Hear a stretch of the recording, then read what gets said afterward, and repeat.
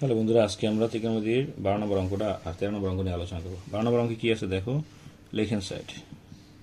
এখানে বলছে cos square 30 degree minus sin square 30 degree. তাহলে cos 30 এর মান কত? √3/2 উপর স্কয়ার, আর sin 30 এর মান কি 1/2 স্কয়ার।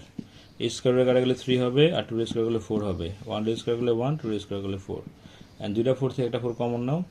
তাহলে 4 বাদ দিলে এখানে 3, 4 বাদ দিলে এখানে 1, তাহলে এখানে বিয়োগ করলে কত হবে? 2/4, কাটাকাটি করো 1/2। ঠিক আছে, এটা হলো বাম পক্ষ। চলো ডান পক্ষটা দেখি।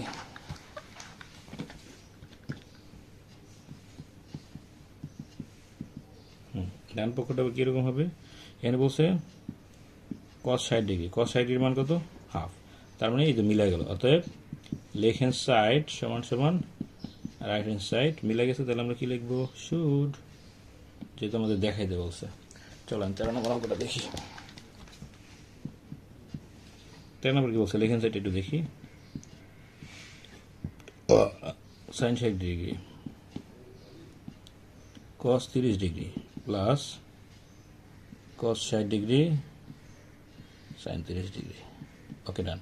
sin 30 60 এর মান কত? √3/2। cos এর মান, এটার মান সেম, √3/2। এটা হলো এটার মান হলো হাফ ইন্টু এটার মানও কত? হাফ।